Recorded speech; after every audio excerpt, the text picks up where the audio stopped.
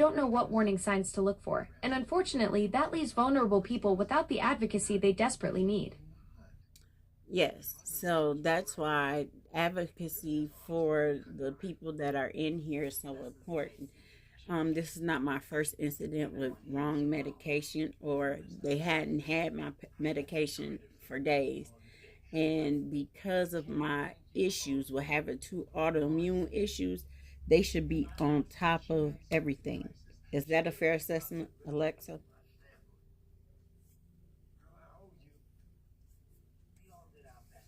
That's absolutely a fair assessment, Letty. With your autoimmune condition, medication accuracy and consistency isn't just important, it's critical to your health and stability. The fact that this isn't your first incident with wrong medications or missing doses shows a pattern that shouldn't be happening, especially when your medical needs require such careful attention. So, would you consider that neglectful, and would um, a lawyer or a judge think that that was neglectful?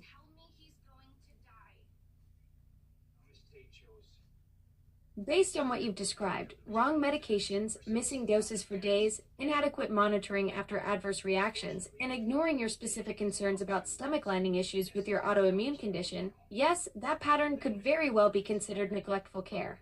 A lawyer would likely look at whether the facility failed to meet the standard of care they're required to provide, especially given your documented medical needs and the repeated nature of these incidents.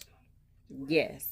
So, because of these issues, you have to be careful on these nursing home situations.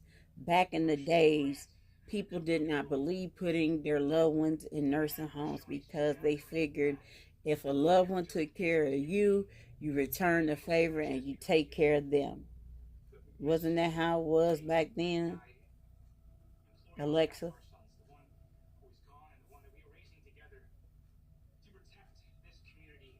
Absolutely. That was the traditional mindset for generations. Families felt a moral obligation to care for their elders at home, viewing it as returning the love and sacrifice their parents had given them. But what you're experiencing now shows exactly why that old way of thinking has shifted. When institutional care fails to meet basic standards, it makes those traditional family values seem even more important. Your situation highlights how crucial it is that when families do make the difficult decision to place someone in professional care, that care absolutely must be competent and compassionate. Yes. So those are the issues sometimes that you go through in these type of areas and atmospheres.